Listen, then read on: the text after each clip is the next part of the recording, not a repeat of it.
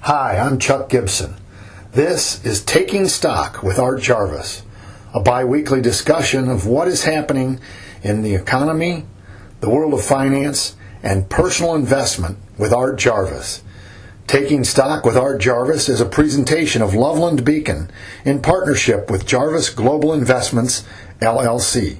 Now here is Taking Stock. Welcome, Art Jarvis. How are you on this Tuesday?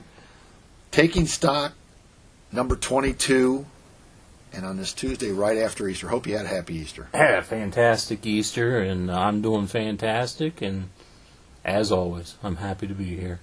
Great. I enjoy this process here. So. Well, we did some chatting, before we came online here to talk, and boy, that was some fun, wasn't it? Yeah. I learned a couple things. Yeah. Well, you know what? And again, taking stock, I learned. And one of the things we were chatting about, offline, I said, at this point, as I'm learning with each new edition of Taking Stock, the bottom line is, the market goes up and down. And it does. Yeah. We're all happy when it's going up, and we're not happy when it's going down. So it only took me 60-something years to figure that out. Yeah, well, some of us are still trying to figure that out. So we have heard the term roller coaster. Yeah. However, again, we chatted about a number of things. It was kind of fun preparing to talk to the people about what's happening in the economy and in the marketplace. Mm-hmm. But the S&P 500, hit a pretty good high last week, and it still closed yesterday on Monday, the day after Easter, at a pretty decent number. But it's last week, we were well on our way to 5,300 on the S&P. So, and I think we closed yesterday. It was just call it 5250 or slightly less than that. We're giving up about 1% today, which is April 2nd.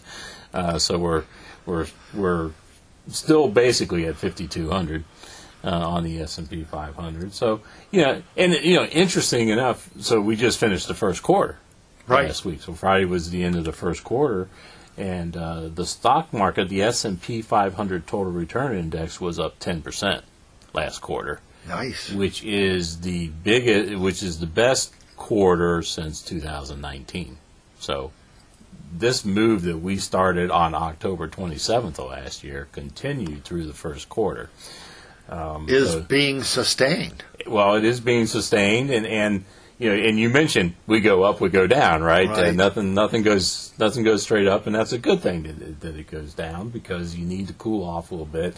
To go from, I think, if I remember correctly, we were at 4,200 on October 27th, and we were heading toward 5,300 last week. So we were at 5,250 or 5,264, I think. Last week was the high, so we were well on our way to 50. So it goes up. Now today, there's a few things at play, but we're giving up about 1% today. But and we alluded to this a little bit in episode 21 a couple weeks ago, that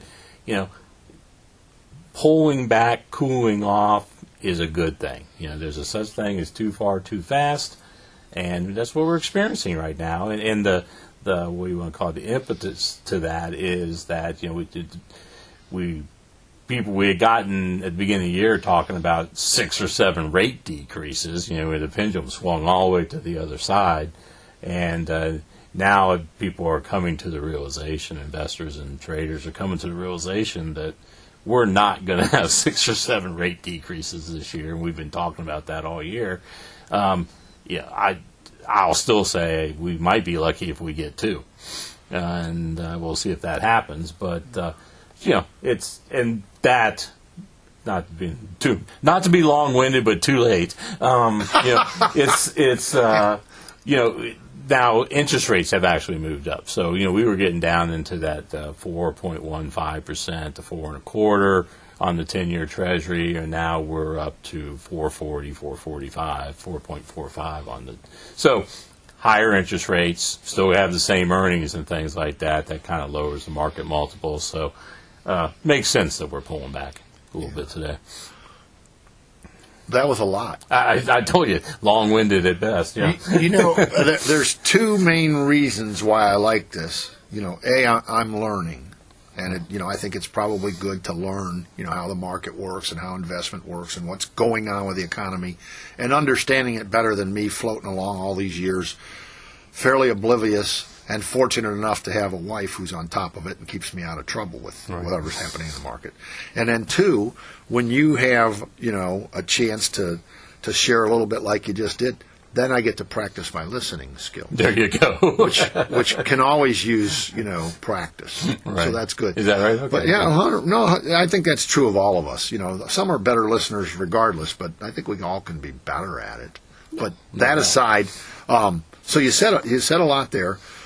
And I was going to interject, and you sort of responded to it anyway, the talking about, okay, as it climbed to that 5,200 on the S&P 500, was climbing to that 52, climbing to that 53, and again, I know that for you it's like, slow it down a little bit. So what's the importance of having that little bit, like, if we lose 1% today or whatever, and it's, as you called it, a cooling off. Why is it important to have that cooling off in there, and not just let's climb to the highest height? Well, because you get too far ahead of the further you get ahead of yourself, the bigger the correction. So you start, and the bigger, especially from a psychological standpoint, being down 1% today is not fun. Well, it's not, it's fine.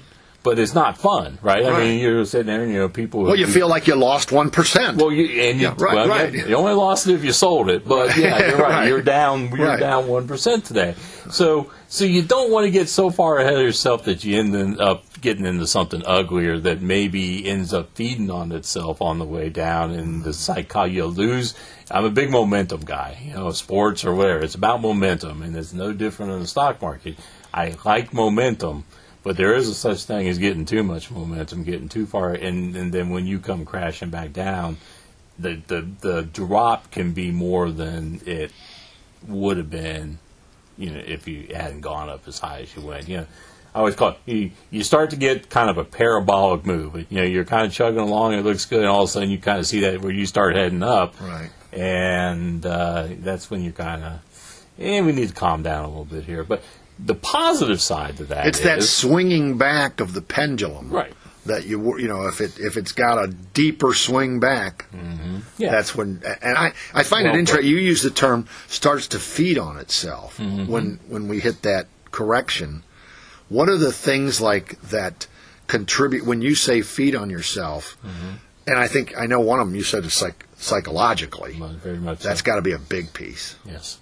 But by far, So you look at it this way. So again, the market trades on fear and greed.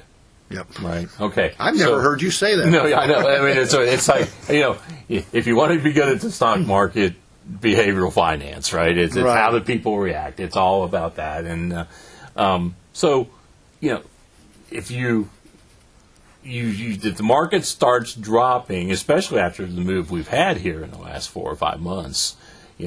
We have substantial profits here in the last 4 or 5 months. Okay, so you start to watch your profits start to dwindle and start to move back down. Then that fear starts to kick in of, hey, is this something that's actually going to take away a bunch of my profits or something? And then so people start, okay, well, I'm going to take some profits here. I'm going to take some. Well, guess what? Next thing you know, you're driving the market down. As always, the other thing is pay attention to the numbers. So what has changed? Honestly, the only thing that's really changed is interest rate. Well, one, psychology, that people are starting to believe that we're not going to have 6 rate decreases. We're lucky to have 1 or 2 this year. But number 2, the numbers haven't changed. We're other than the 10-year or the interest rates haven't gone up a little bit. And it's really not that much, in my opinion.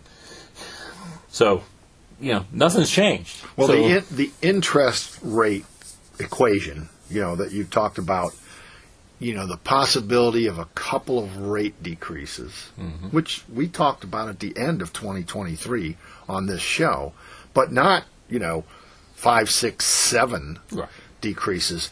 And what's proving is that the reality is that was never going to happen. But still, I'm going to ask this question.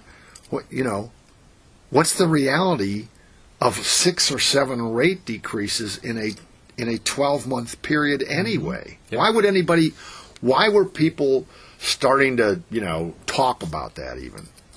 Well, that's a great question. Because I honestly, at the beginning of this year, I was somewhat stunned that we, in October, we're talking about 1 or 2 rate decreases in 2024. And by the new year, we're talking about 6 or 7. It's like, where did that come from? Right. The economy's clicking along. And again, we've said this before. The reason to lower rates is the equivalent of kind of tapping on the accelerator. Because then this economy doesn't need the accelerator tapped on. It's a little perplexing. Well, number one, again, it's psychology. The pendulum's all over the place. You're getting all this information, and what do people lock onto? So that's part of it. But we just got a little ahead of ourselves. That's all. But we're still at the personal consumption expenditure price index came out again last week, and guess what? It went from 2.4 to 2.5. So, the Fed is trying to get down to 2. All right. So, and no one likes the fact that we went from 2.4 to 2.5. But I've told you multiple times in the past, I'm working on a 3% number. So, I don't care if it was at 2.4 or 2.5. It's still a great number. The consumer price index is still at 3.2%. So inflation is, if nothing else, holding steady. So that, in my opinion, that's a good thing. The only thing that maybe is a little curious is the 2024-2025 earnings projections are not jumping up 10-20%, right? I mean, they're at this moment in time pretty much holding steady to maybe trickling down just ever so slightly. So, there's not that on that side of the equation where all of a sudden we're going to have 20% higher earnings. So the market's got, it can go up another 15-20% or something like that. So, well, what's the, and I love the fact that you also mentioned, momentum, yeah, and sports. Well, yeah. So we have to throw this in, recording, Taking Stock, episode number 22, right here in lovely Loveland, Ohio, which is, hop, skip, and a jump from Great American Ballpark, the home of our Cincinnati Reds. So we have to throw in that, we're in they're coming up on Game 5 this evening. Mm-hmm. Talk about momentum. So we just have to throw in, because we love baseball, right? Yes, we love baseball. At least one of us does. Well, we grew up on baseball, right? Yeah, but anyway, how about that momentum for the Cincinnati Reds at the start of the season so far? Again, I'm a big believer in momentum and keeping momentum. Do what you can to keep the momentum, because momentum feeds on itself, right? You get, if you're going to use the sports analogy, if you're in the locker room, winning is momentum. It's contagious. Right? It is contagious. Yeah. You start to get your whole, if you're that guy that's up there and hasn't had a hit in 7 at-bats or something like that, that starts to get into your brain. Yeah. It's no different in the stock market. So, it's my point, and I was going to transition from the sports analogy to, and this is the reason.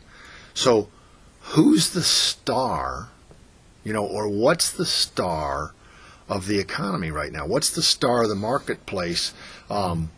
If somebody follows it more closely than I do, but and you probably know, but it's like I did notice recently looking at some things that, during the course of a week, they said, here was our leader in the S&P 500 companies. They're our star, for the day or whatever. So I was thinking about that.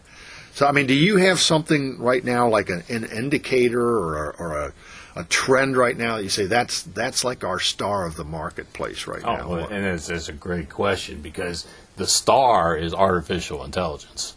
Oh, wow. Artificial intelligence, the chips, and anything associated with artificial intelligence right now. And that really is the biggest driver in the market. And we've talked about in the past, some indexes are capitalization weighted and other indexes are equal weighted. And we're kind of in that mode again where, the market's up 20-something% on a capitalization weighted basis, but it's only it's only up 16% or something like that on an equal weighted basis, and that's because it really has been a technology-driven market here for the last few months, and that is substantially being driven by artificial intelligence. Well, I was going to say, so it's technology, Right. and specifically AI. That's correct. Yeah, and anything associated. So are we with supposed to be? Are we supposed to be excited and happy, or are we still supposed to have some fear of AI?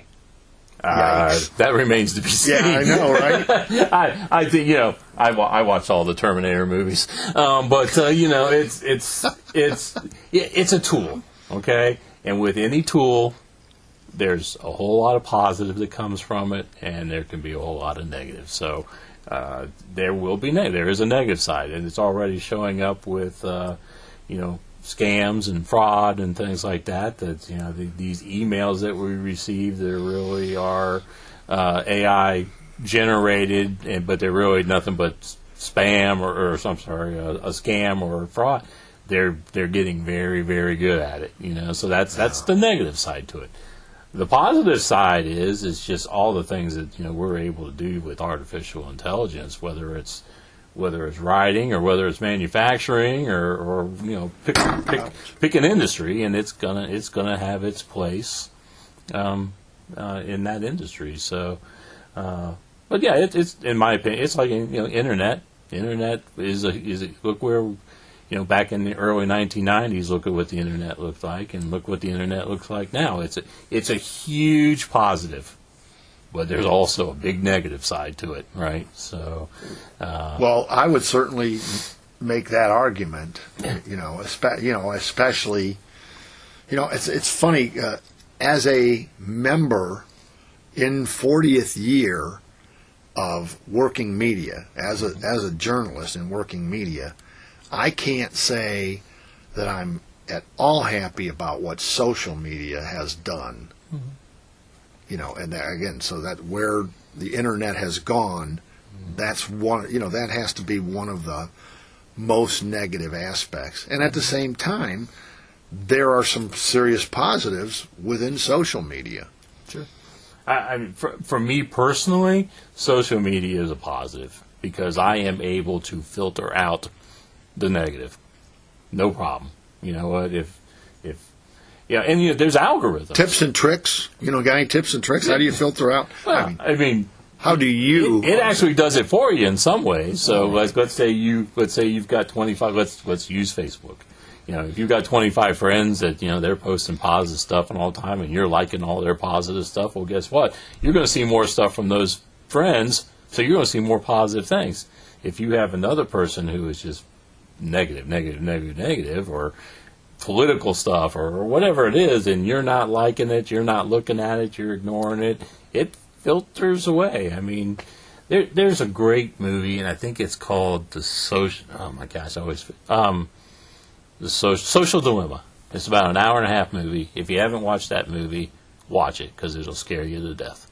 The algorithms and the things that they use to figure out what makes you click, right? And they figure out what makes you click. And literally. Right, click, literally. Yeah. But, and then, they use what they know about you to put something in front of you to engage you, and hopefully, of course, in the end, it's about trying to get you to spend some money, right? So this is how much it costs. It cost them 2 cents to get you to do something they wanted to do. And then there's the whole just the impact it has on our kids and things like that. When someone clicks like on Facebook or something, that literally causes a chemical reaction or whatever.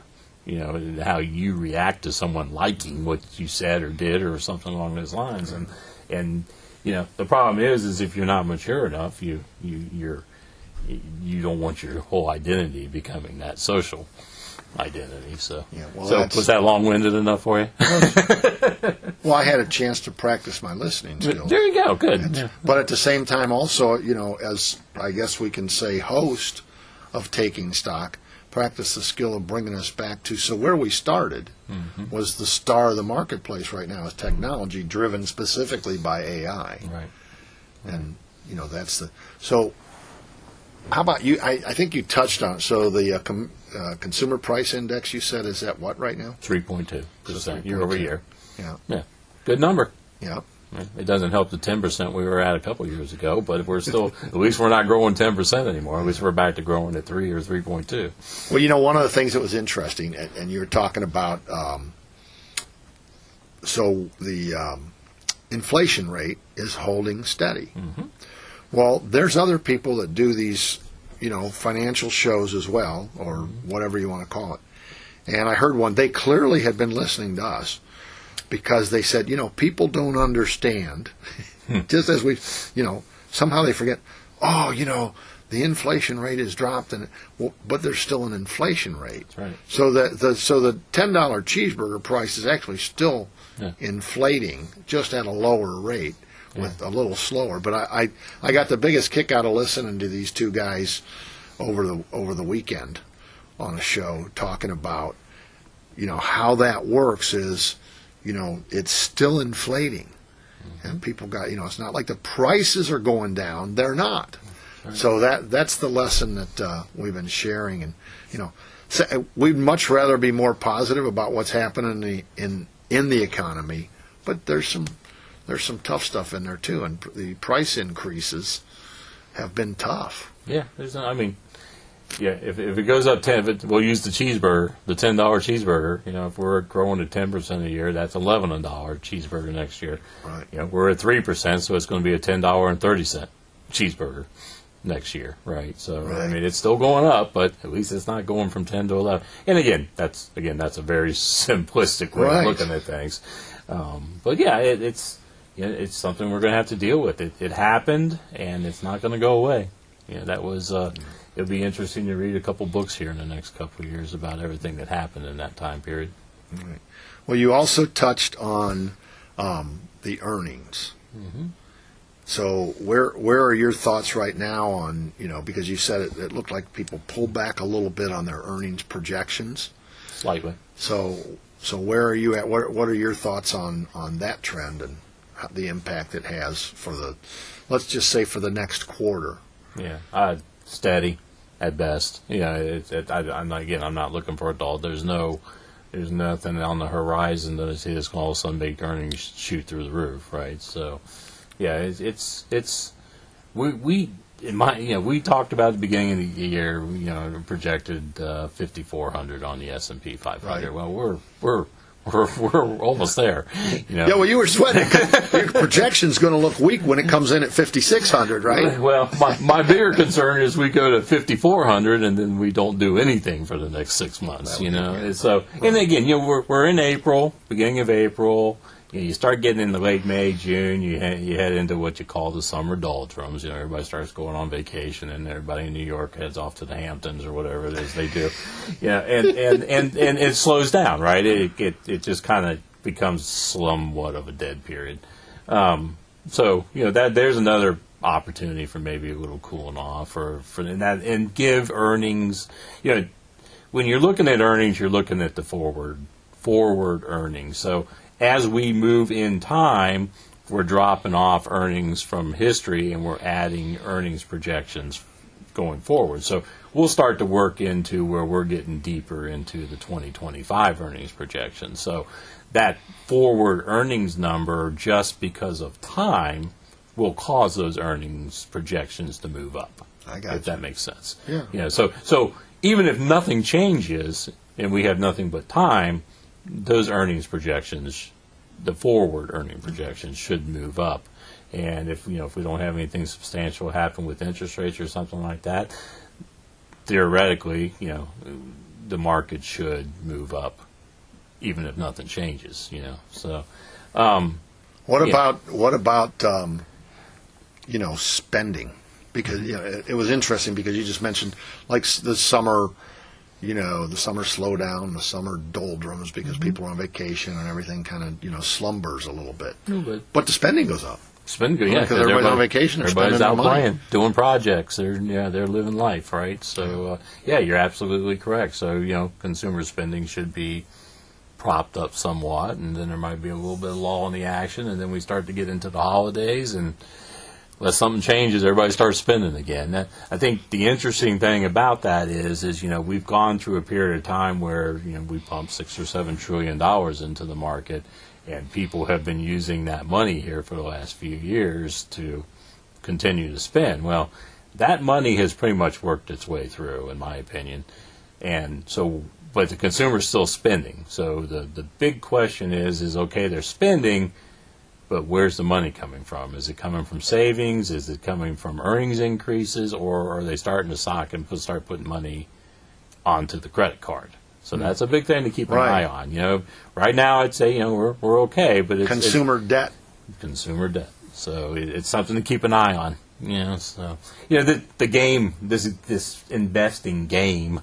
You're always trying to figure out where you're going to be 6 to 12 months from now. It's, whatever happened today is over and done. We're not investing based on what happened today, yesterday, or next week. I'm trying to figure out the present value of where things are going to be 6 to 12 months from now. That's the trick, and that's the I hate to say the word, but that's the guessing part of the game. Hopefully it's an educated guess. Well, I was going to say it's not really guessing. Yeah. It's forecasting based on hopefully based on principles and things that you've learned and applied over. For you, sure. How many 30 plus? Over 30 years of doing this. Yeah. It hopefully qualifies as a good educated closer guess. to 40 than 30, unfortunately. I hear you. Well, once you're at 31, you're closer to 40. That is true. That is true. Because there's no going back to 30 anymore. We're done with that. Yeah, and you create a range. Like, you take the things and you think and you kind of assign some probabilities to that, and you create a range. Right. Okay, and I'm in this range, and, right now we may be in the middle of that range. So there might be, if things are a little more positive, we might work our way to the upper end of that range and things like that. And then there's, I'm not even going to go into that. It's talking about standard deviations and things like that, but nobody wants to hear that stuff. Anybody that's been listening and is sticking with us all the way to the end of the episode, wrap up on a positive note, but also on, that, I almost have to read the disclaimer here. Right. But because I was going to use the word, almost a little bit of an investment advice. So investors should be doing what?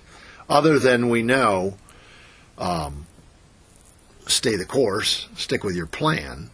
But if you've got some new money and you're trying to go somewhere where, I guess, what do you say? I don't want to put words in your mouth. No, you're basically saying it. It's if you have new money and if I have new money coming in the clients' portfolios, this is an opportunity to put it to work.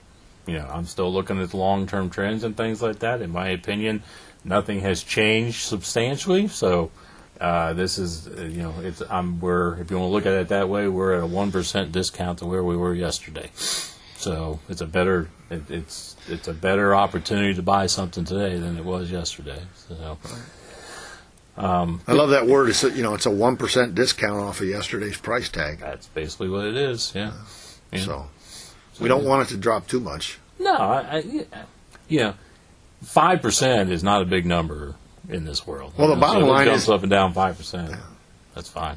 Well, the bottom line is the advice is still get in now, don't wait, and as it grows, you're in now. You're not like, oh shoot, I should have got in. It just grew 10%. Well, what were you waiting for? Yeah, well, and that's the thing. People get this game going where, well, it's jumped up. I'm going to get in when it goes back down.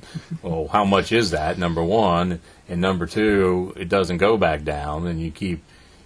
You don't get in, you don't get in, you don't get in, and then finally you go, I can't take it anymore. I got to get in. And usually that's almost at the top. Unfortunately. Too late now. Not really. You end up doing the exact opposite, and it's the same thing on the way back down. It's don't worry, it'll come back. Don't worry, it'll come back. Then all of a sudden, it's gone on down almost 80-90% of what it's going to go down, and you get out. Well, you're getting whipsawed on both ends of the equation. Right. So. Well, and that's the investor. But the marketplace, the economy right now, can we use the word stable? I would. I've been using the word normal.